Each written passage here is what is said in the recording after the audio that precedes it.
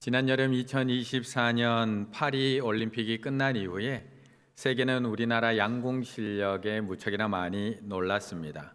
남자, 여자, 혼성에 이르기까지 총 5개의 금메달이 걸린 양궁에서 우리나라가 금 5개 모두를 휩쓸어 왔기 때문입니다. 뿐만 아니라 여자 단체의 경우는 1988년부터 2024년까지 무려 10연패, 10번이나 연속 우승을 했습니다. 양궁 단체전이 생긴 이후에 36년 동안 단 한 번도 1위를 내어준 적이 없다는 겁니다. 이러니까 세계는 한국의 양궁을 보고 놀라지 않을 수가 없었습니다. 그런데 우리나라가 왜 이렇게 활을 잘 쏘게 된 것일까? 그 이유에 대한 분석은 사실 다양합니다. 역사적 배경으로는 삼국시대 때부터 우리나라는 활을 주 무기로 삼아 적들과 싸웠다라고 이야기를 합니다. 일본은 검, 중국은 창, 한국은 활. 임진왜란 때 이곳 탕금대에서 큰 전투에서 패했던 신립장군. 우리는 이 탕금대 전투에서 패했기 때문에 실력이 없는 장군이라고 생각할 수 있지만 이 신립장군도 이 탕금대 전투 이전까지는 두만강 북쪽에서 활로 오랑캐를 소탕하고 육진을 지켜냈던 큰 공을 세웠던 아주 훌륭한 장군이었습니다. 그래서 신립장군이 화살 한 발로 적장을 쓰러뜨려서 여진족을 물리쳤던 그 무공의 장면을 그린 그림 일전해이도라는 그림이 고려대학교 박물관에 전시되어 있기도 합니다. 저 그림에서 오른쪽에 말을 타고 달려가는 장군이 바로 신립장군이고 그의 손에는 화살 한 발이 딱 들려 있습니다. 저 한 발로 적군의 장수를 물리치고 이 전쟁에서 승리했다라는 것을 우리에게 알려주고 있는 그림입니다. 그런데 우리나라의 이 활쏘기는 단순히 전쟁을 위해서만 사용된 것이 아니라 모든 일반인들의 심신단련, 예의, 인내를 가르치는데도 그리고 정신수양과 수련의 과정으로도 이 활쏘기는 계속해서 사용이 됐습니다. 꼭 군대에서만 사용된 것이 아니라 모든 사람들이 다 이 활쏘기를 연마했다는 겁니다. 이런 역사적, 군사적, 문화적 전통과 함께 한국 양궁의 체계적인 시스템, 공정한 선발 방식, 그리고 협회의 든든한 지원이 이어져서 세계에서 이 대한민국 양궁이 최고라는 찬사를 듣고 있는 겁니다. 이처럼 우리나라는 예로부터 말을 잘 타고 활을 잘 쏘는 민족이라고 해서 동쪽에 활을 잘 쏘는 민족, 동이족이라고 불렸습니다.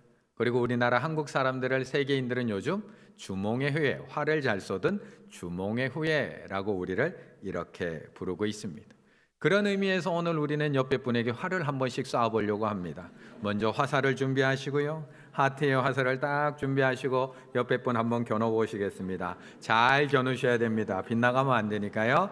이 시간 옆에 분과 사랑의 하트를 날리시며 사랑합니다. 축복합니다. 사랑합니다. 축복합니다. 네, 아주 잘 쏘고 계십니다.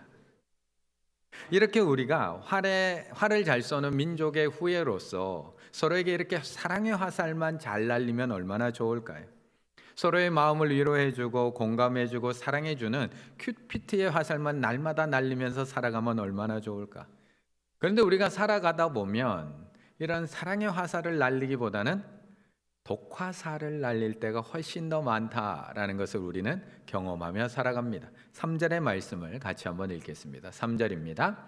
그들이 칼같이 자기 혀를 연마하며 화살같이 독한 말로 겨누고. 아멘.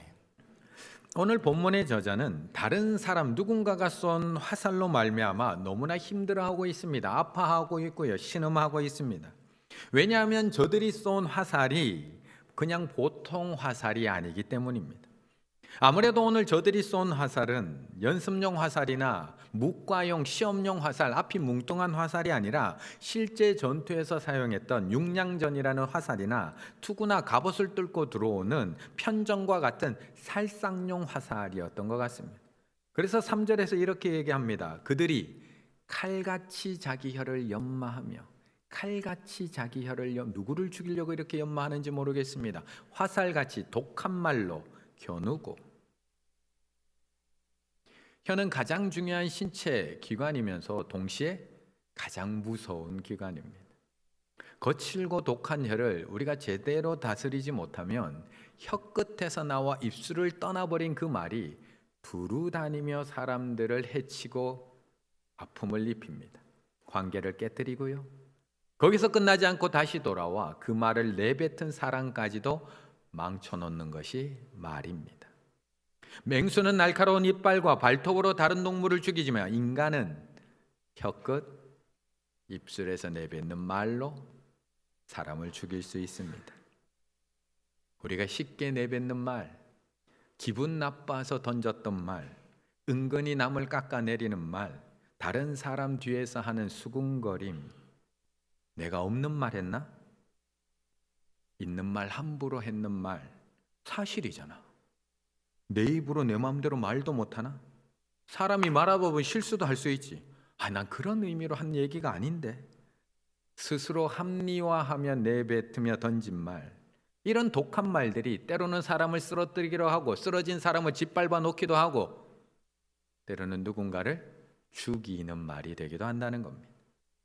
그런데 오늘 본문을 쓰고 있는 이 저자는 도대체 어떤 말에 이렇게 힘들어하며 아파하고 있는 걸까요? 오늘 본문 시편 64편의 제일 위에 보게 되면 이 시편의 제목이 이렇게 쓰여 있습니다. 다윗의 시, 인도자를 따라 부르는 노래. 이 시는 다윗이 지어서 불렀던 시라는 겁니다. 그리고 다윗이 하나님 앞에 제사를 드릴 때마다 인도자를 따라서 불렀던 그 노래가 바로 이 시편입니다. 도대체 이스라엘 왕이었던 다윗을 이토록 아프게 찔렀던 말들이 도대체 어떤 독화살과 같은 말들이었을까요? 많은 신학자들은 오늘 이 시편 64편의 배경을 압살롬의 반역으로 보고 있습니다. 아들 압살롬이 아버지 다윗을 배신해서 왕의 자리를 빼앗고 아버지를 죽이기 위해서 추격하던 그 순간, 그 아찔한 그 순간을 기억하며 지어서 불렀던 시편이 바로 64편입니다. 아들 압살롬의 반역, 그의 반역은 그렇다면 어디에서 시작이 된 걸까요? 어디에서?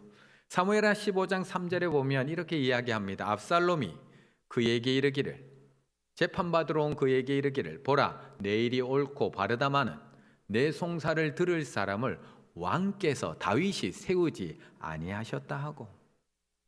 압살롬의 반역은 큰 사건에서 시작하지 않습니다. 압살롬의 반역은 칼을 들고 시작하지 않고요, 군사를 일으켜서 반란이 시작되지 않습니다. 바로 이 작은 입술에서부터 반란이 시작되고 있습니다. 백성들에게 다윗을 험담하는 데서부터 반란은 시작되고 있습니다. 아니, 당신은 이렇게 억울한 일을 당했는데 왕이 재판관을 한 명을 안 세워주셨군요. 너희들이 이렇게 힘들어하고 있는데 왕은 너희들의 말을 들어줄 사람 한 명 안 세워줬구나. 아이고 힘들겠다. 아이고 힘들겠다. 우리가 사용하고 있는 영악한 방식을 너무나 똑같이 사용하고 있습니다. 저들의 마음을 위로해 주는 것 같지만 결국 아버지를 험담하고 있습니다. 저들의 마음을 만져주는 것 같지만 결국 다윗 왕이 백성들을 사랑하지 않는다는 것을 돌려서 고발하고 있는 압살롬의 입술입니다. 그렇게 성문에서 그렇게 험담을 계속하자 15장 6절, 이스라엘 무리 중에 왕께 재판을 청하러 오는 자마다 압살롬의 행함이 이와 같아서 이스라엘 사람의 마음을 압살롬이 어떻게 했다고요? 훔치니라. 이처럼 반역은 입술에서부터 시작됩니다. 누군가를 죽이는 날카로운 화살도 은근한 이 입술의 공격에서부터 날아가기 시작을 합니다. 그런데 그런 말들이 독화살이 되어서 다윗에게 한 발 한 발 꽂히고 있습니다. 그런데 다윗이 들은 이 독한 말, 이게 전부였을까? 아들이 이렇게 아버지에게 독한 말을 쏟아놓는데 다른 사람들은 다윗에게 함부로 이야기하지 않았을까요? 독화살 쏘지 않았을까요? 압살롬의 반란으로부터 예루살렘 성을 버리고 도망갈 수밖에 없었던 다윗, 죽음의 위기 앞에서 모든 것을 버리고 급히 도망갈 수밖에 없었던 다윗, 그가 도망가는 그 길에 한 사람이 쫓아나오기 시작을 합니다. 사무엘하 16장 5절, 다윗 왕이 바울임의 이름에 거기서 사울의 친족 한 사람이 나오니 게라의 아들의 이름은 시므이라. 그가 나오면서 계속하여 뭘 했다고요? 저주하고. 시므이가 저주하는 가운데 이와 같이 말하느라 피를 흘린 자여 사약한 자여 가거라 가거라 쫓아가며 저주합니다. 다윗 얼마나 아팠을까요? 아들의 험담에 말은 하지 못했지만 얼마나 아팠을까요? 다른 사람도 아닙니다. 아들의 험담, 가장 가까이에 있는 그 사람이 다른 사람에게 내 이야기를 그렇게 했다는 것을 알았을 때 찾아오는 그 허무함과 그 배신감, 다 당해보셨잖아요. 그 마음이 얼마나 아픈지 아시잖아요. 얼마나 괴로웠을까요? 그런데 도망가는 나를 보고 누군가는 따라가며 계속해서 저주를 퍼붓습니다. 피를 흘린 자여, 사악한 자여, 가거라, 가거라. 도망가는 다윗, 죽고 싶지 않았을까요? 그런데 그는 이렇게 하나님 앞에 나아갑니다. 1절의 말씀 같이 읽습니다. 1절입니다. 하나님이여 내가 근심하는 소리를 들으시고 원수의 두려움에서 나의 생명을 보존하소서. 아멘. 다윗, 이 정도로 약한 사람이었나요?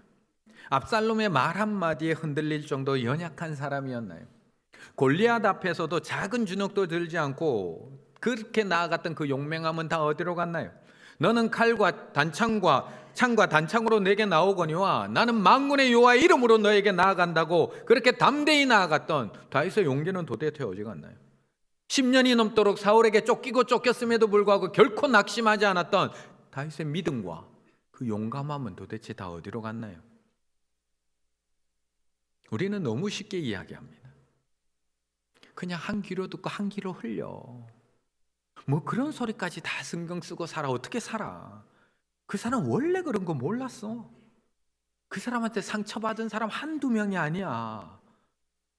그 사람이 말은 그렇게 해도 마음은 그렇지 않아.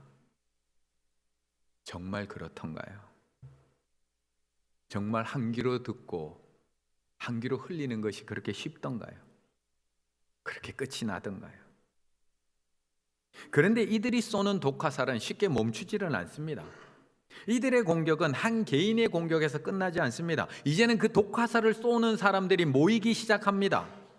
서로를 어찌 그렇게 잘 아는지 모르겠습니다. 뒷말하기 좋아하는 사람은 그 사람들끼리 뭉치기 시작합니다. 나의 이런 불만과 반감에 동의하는 사람들이 하나 둘씩 모이기 시작을 합니다. 어찌 그렇게 서로를 잘 알아볼까요?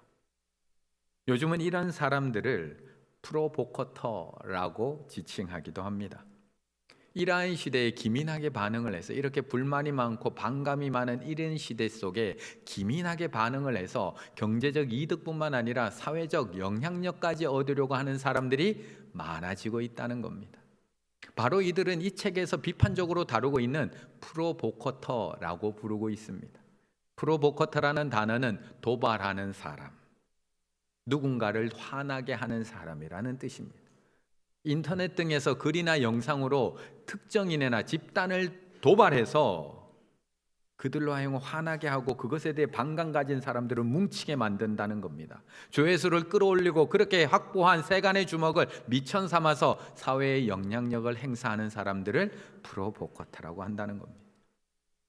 이런 프로보커터가 온라인에만 있을까요? 정치권에만 있을까요? 이런 도발하는 사람들, 저들을 도발해서 그들과 우리를 분리시키고 우리를 직결시키는 불만 가진 사람, 반감 가진 사람들을 직결시키는 사람이 저 세상 하면 있을까요? 우리 안에는 없을까요? 본문에는 이러한 사람들이 모이기 시작하고 있다는 겁니다. 독화살을 쏘고 있는 이 압살롬을 중심으로 뭉치기 시작하고 있다는 겁니다. 사무엘하 15장 12절에 이렇게 이야기합니다. 제사 드릴 때에 압살롬이 사람을 보내 다윗의 모사 길롯 사람 아히도벨을, 다윗의 책사였던 길롯 사람 아히도벨을 그의 성읍 길로에서 청하여 온 자라. 그쪽 편에 섰다는 겁니다. 반역하는 일이 커가매 압살롬에게로 돌아가는 백성이 많아지니라. 다윗의 모사였던 아히도벨, 다윗의 책사로서 지금까지 이스라엘을 함께 든든히 세워왔던 아히도벨이 이제는 압살롬 편에 서기 시작을 합니다. 지금까지는 압살롬 한 명이 독한 말로 다윗을 공격하고 있었지만 이제는 혼자 쏘는 것이 아닙니다. 다윗을 향해 아히도벨이 함께 독화살을 쏘기 시작합니다. 거기다가 가장 가까이에서 가장 깊은 대화를 나눴던 책사 아히도벨의 배신은 다윗에게 너무나 큰 충격이기도 했던 겁니다. 그런데 이 압살롬에게 붙은 사람이 아히도벨 뿐이었을까? 아니요. 사무엘하 17장 25절에 보면 압살롬이 아마사로 요압을 대신하여 군 지휘관으로 삼으니라. 아마사는 이스라엘 사람 이드라라 하는 자의 아들이라. 이드라가 나하스의 딸 아비갈과 동침하여 그를 낳았으며 아비갈은 요압의 어머니 수르야의 동생이더라.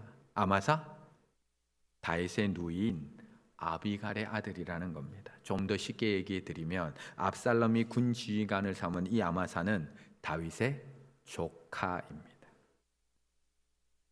그런데 다윗의 조카마저 압살롬에게 넘어가 버립니다. 그래서 오늘 다윗은 이 비참한 마음을 하나님 앞에 가지고 나와서 이렇게 쏟아놓고 있는 겁니다. 5절, 그들은 악한 목적으로 서로 격려하며 우리 잘하고 있어 남몰래 올무놓기를 함께 의논하고 어떻게 하면 우리 다윗을 넘어뜨릴 수 있을까, 어떻게 하면 우리 다윗을 죽일 수 있을까 의논하고 하는 말이, 누가 우리를 보려? 하나님이 우리를 안 봐. 걱정하지 마. 한 명이 쏘는 독화살은 그대로 우리 견딜 수 있습니다. 한 명이 던지는 저주의 말, 그래도 우리 그 정도는 믿음으로 이겨낼 만한 실력이 있습니다. 조금 참고 견디면 지나가겠지. 내가 자식을 못 키워서 그런 거지 라고 생각하며 우리도 참고 견딜 수 있습니다. 쫓아오며 계속 던지는 시므이의 저주의 화살, 저 사람이 몰라서 하는 말이겠지. 원래 저런 사람이겠거니. 우리도 참고 견딜 수 있습니다. 그런데 부정적인 말은 부정적인 사람을 모읍니다. 악한 말은 악한 사람 모읍니다. 불만 있는 사람들끼리 뭉치기 시작합니다. 그리고 서로 격려하며 공격합니다. 혼자 할 때는 죄책감이라도 있었지만 이제는 서로 격려하며 함께 공격하니까 죄책감도 없습니다. 누가 우리를 보리요? 욕할 때 옆에 누가 있으면 죄책감 없습니다. 함께 의논하며 올무를 놓기까지 합니다. 그러니 다윗이 어찌 안 아플 수가 있을까요? 우리가 어떻게 신음하지 않을 수가 있을까요? 그래서 다윗이 하나님 앞에 이렇게 신음하는 겁니다. 하나님이여,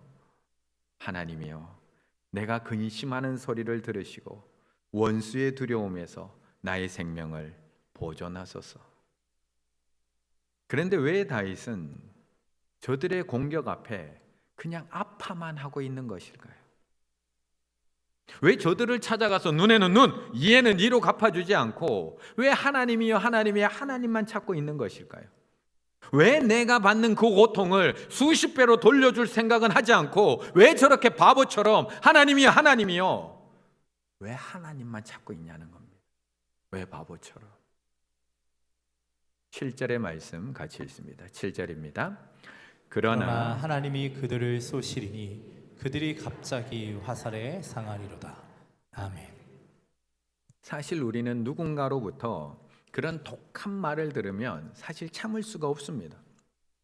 내가 그런 적도 없는데 듣는 억울한 말, 사실도 아닌데 사실인 것처럼 이야기하는 거짓된 말, 너무나 사소하고 작은 실수임에도 불구하고 너무나 부풀려서 전혀 다른 의도로 이야기하는 모함하는 말, 앞뒤 싹 다 자르고 남들 오해하기 딱 좋도록 그 한 도막만 딱, 그 한 문장만 딱 가지고 남들에게 퍼뜨리는 악독한 말, 그런 사람들이 모여서 하는 수군거림, 뒷담화, 비방, 헐뜯음, 비아냥, 심지어 가족까지 들먹이면서 험담하는 그런 말들, 정말 도저히 참을 수가 없습니다. 그래서 우리는 그런 이야기를 듣게 되면 늘 화살 쏜 사람부터 찾습니다. 누가 그런 말 했냐고, 누가 그런 이야기 했냐고, 이름 이야기하라고, 누가 그런 말 안 되는 소리 하고, 누가 그런 있지도 않은 이야기를 하고, 누가 그런 오해받기 딱 좋은 악독한 말을 했는지 우리는 늘 화살 쏜 사람부터 찾는 것이 우리들의 본성입니다. 그런데 오늘 다윗은 1절부터 화살 쏜 사람을 전혀 찾지 않습니다. 하나님이여, 내가 근심하는 소리를 들으시고 원수의 두려움에서 나의 생명을 보존하소서. 다윗은 왜 이렇게 기도하는 걸까요? 바보처럼. 왜 나에게 화살 쏜 사람을 찾고 있는 것이 아니라 왜 하나님을 찾고 있는 걸까요? 왜 내가 당한 대로 갚아주기 위해서 그 적들에게 달려가는 것이 아니라 왜 하나님 앞에 달려가고 있는 것일까? 그 이유는 딱 하나밖에 없습니다. 그 이유는 딱 하나. 그러나 하나님이 계시기 때문입니다. 그러나 하나님이 7절이 이렇게 말씀합니다. 그러나 하나님이 그들을 쏘시리니, 그러나 하나님이 그들을 쏘시리니 그들이 갑자기 화살에 상하리로다. 그런데 정말 하나님께서 그 영악했던 아히도벨을 향해 갑자기 화살을 쏘기 시작을 합니다. 그런데 정말 하나님께서 아버지를 모함하고 저주했던 압살롬을 향해 생각지도 않았던 방향에서 하나님이 화살을 쏘기 시작을 합니다. 사무엘하 17장 14절 압살롬과 온 이스라엘 사람들이 이르되 아렉 사람 후세의 계략은 아히도벨의 계략보다 낫다 하니 이는 여호와께서 압살롬에게 화를 내리려 하사 아히도벨의 좋은 계략을 물리치려고 명령하셨음이더라. 분명 지금까지 아히도벨의 작전으로 압살롬은 승승장구해 왔습니다. 다윗은 이미 성을 버리고 도망갔고 자신을 따르는 사람들도 점점 많아지고 있습니다. 아히도벨의 악한 계략으로 다윗의 마음은 큰 타격을 입었고 다윗을 반대하는 사람들을 한 마음으로 똘똘 뭉치기 시작했습니다. 그럼 계속해서 아히도벨의 말을 들어야 하는 것 아닐까요? 그의 전략을 따라야 되는 걸 아닐까요? 그런데 갑자기 이는 여호와께서 압살롬에게 화를 내리려 하사 하나님의 화살을 쏘셔서 망하는 길로 가게 만드십니다. 결국 아히도벨은 고향으로 돌아가 스스로 목숨을 끊었고 압살롬은 자신이 그렇게 자랑하던 그 머리카락이 상수리 나무에 걸려 요압과 그 부하들에게 죽임을 당하는 비참한 결과를 맞이하게 된 겁니다. 그렇다면 이 화살 누가 쏘신 건가요? 그렇다면 이 화살 어디서 날라온 걸까요? 그래서 우리는 더 이상 화살 쏜 사람을 찾으면 안 됩니다. 우리는 다윗처럼 이 아픔과 상처를 가지고 하나님을 찾아가야 됩니다. 그리고 다윗처럼 기도해야 됩니다. 하나님이요, 내가 근심하는 소리를 들으시고 원수의 두려움에서 나의 생명을 보존하소서. 이렇게 기도할 때 그러나 하나님이 그들을 쏘시리니 그들이 갑자기 화살에 상하리로다 로 마무리되는 겁니다. 그런데 오늘 본문에서는 우리가 더 이상 나에게 화살 쏜 사람을 찾지 않아도 되는 이유 한 가지를 더 이야기해 주고 계십니다. 하나 더. 이제 내가 그 사람을 찾지 않아도 하나님께서 그 사람을 이제 쏘아 주실 거야. 이제 하나님이 나의 아픔과 상처는 감싸어 주시고 그들의 혀가 그들에게 해가 되도록 하나님께서 그들을 징계해 주실 거야. 그래서 우리는 더 이상 나에게 화살 쏜 사람 찾을 필요가 없어 라는 이유 하나와 더불어 또 하나의 이유를 우리에게 말씀을 합니다. 9절의 말씀을 우리가 같이 읽습니다. 9절입니다. 모든 사람이 두려워하여 하나님의 일을 선포하며 그의 행하심을 깊이 생각하리로다. 아멘. 모든 사람이 두려워하여 하나님의 일을 선포하며 그의 행하심을 깊이 생각하리로다. 깊이 생각하라. 다윗은 지금 이 시편을 노래하면서 무엇이 생각났을까요? 다윗은 제세 때마다 하나님 앞에서 이 시편을 찬양할 때마다 누가 떠오르고 누가 생각났을까요? 다윗은 압살롬에 반역한 이 사건을 겪으면서 끝까지 압살롬을 단 한 번도 탓하거나 원망할 수가 없었습니다. 자신을 모함했던 압살롬, 죽이려고 달려오는 압살롬, 저주를 퍼붓는 시누이, 압살롬 편에 붙었던 아히도벨과 아마사, 그 누구도 단 한 번 원망하고 탓할 수가 없었습니다. 왜요? 왜 탓하지 못했는 걸까요? 자신을 향한 이 화살이 하나님의 화살이었기 때문에 그렇습니다. 사무엘하 12장 10절 11절 이제 내가 나를 업신여기고 햇사람 우리아의 아내를 빼앗아 내 아내로 삼았은즉 칼이 내 집에서 영원토록 떠나지 아니하리라 하셨고 여호와께서 또 이와 같이 이르시기를 보라 내가 너와 내 집에 재앙을 일으키고 내가 내 눈앞에서 내 아내를 빼앗아 내 이웃들에게 주리니 그 사람들이 내 아내들과 더불어 백주에 동참하리라. 밧세바의 아내 우리아를 죽인 다윗의 죄를 책망하는 나단의 목소리입니다. 우리아를 죽여놓고 자신의 죄를 모르고 살아가는 나단에게 찾아가 너희 집에 앞으로 어떤 일이 벌어질지를, 왜 압살롬의 반역이 일어났는지를 알려주는 본문의 장면입니다. 다윗이 밧세바의 남편 우리아를 죽일 때는 그럼 어떻게 했을까요? 다윗은 우리아에게 독화살을 쏘지 않았을까요? 다윗은 끝까지 충성한 우리아를 모함하지 않았을까요? 다윗은 우리아를 죽이기 위해서 요압과 모의하지 않았을까요? 어떻게 하면 저 녀석 죽이지? 다윗은 전장의 가장 앞에 섰다가 죽었던 우리아의 소식을 듣고 미소 짓지 않았을까요? 그래서 다윗은 9절에서 이렇게 고백하고 있는 겁니다. 모든 사람이 두려워하여, 모든 사람이 두려워하여 하나님의 일을 선포하며 그의 행하심을 깊이 생각하리로다. 깊이. 그렇다면 화살 쏜 사람 꼭 찾아야 할까요?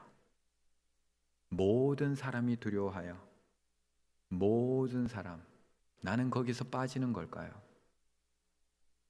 나는 두려워하지 않아도 되는가요? 화살 쏜 사람 중에 나는 없을까요?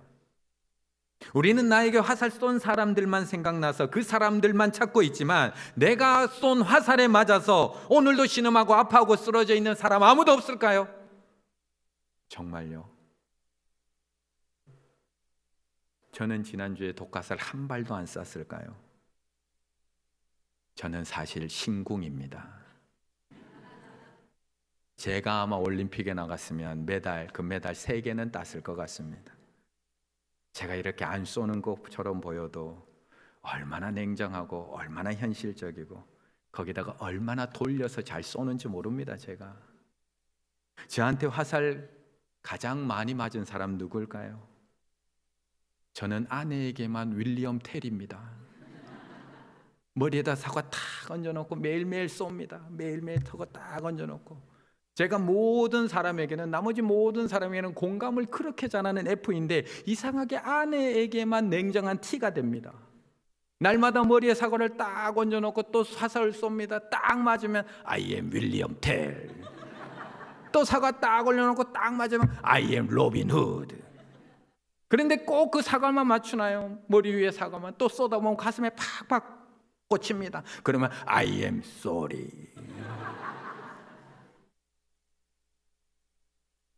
저희 집 아들, 저희 딸은 저에게 독화살 안 맞았을까요? 우리 교인들 중에는 저한테 화살 맞은 분 없을까요? 저희 교육자, 저와 동력하는 우리 교육자들은 저한테 화살 안 맞고 살아갈까요? 지난주 생명회복의 날이 있었습니다. 담당 교육자는 정말 열심히 준비해서 정말 힘든 상황 가운데도 잘 마무리했고, 우리 전도대원들이 잘 협력해줘서 정말 은혜 가운데 잘 마쳤습니다. 그런데 지난주 목요일 교육자 회의 때 제가 독화살 안 쐈을까요? 제 앞에서 눈물 그렁그렁 안 했을까요? 우리 교우들은요, 다른 교회 교우들한테 저 화살 안 쏩니다. 다른 교회 교우들은 저한테 화살 안 맞습니다. 쏘지도 않습니다. 정작 사랑해야 될 가족, 정작 사랑해야 될 교우들, 정작 사랑해야 될 동료들, 정작 사랑해야 될 지인들. 그래서 화살 쏜 사람 찾으시면 안 됩니다. 찾다 보면 가장 독화살을 많이 쏜 사람은 그 사람이 아니라 나라는 것을 알게 되기 때문입니다. 그렇다면 오늘 본문을 묵상하며 하나님의 행하심을 깊이 생각하셔야 합니다. 그리고 모든 사람, 저를 포함한, 나를 포함한 모든 사람들이 하나님 앞에 다 두려워해야 합니다. 나에게 그 독한 화살을 쏜 사람이 있습니까? 그러나 하나님이 그들을 쏘시리니 하나님께 맡기시면 됩니다. 하지만 내가 독화살을 쏜 사람도 분명히 있다라는 것을 기억하시며, 지금도 아파하고 있는 나의 아내, 지금도 무기력에 빠져 있는 나의 남편, 지금도 엄마 아빠로부터 상처로부터 회복되지 못한 나의 자녀들, 자녀들의 말에 부모는 상처받지 않나요? 지금도 아파하고 있는 우리 부모님들, 혹시 너무 아파서 쓰러져 있는, 아직도 교회 나오지 못하고 있는 우리 교우들, 나의 동료들, 나의 지인들, 이번 한 주간 그들을 위해서 기도하시고, 기도해서 그치지 마시고 사과하시고 하나님 앞에 회개하시며 두려운 마음으로 나의 입술을 하나님 앞에서 끝까지 지켜나가실 수 있는 우리 충일의 가족들 다 되시기를 간절히 바라겠습니다.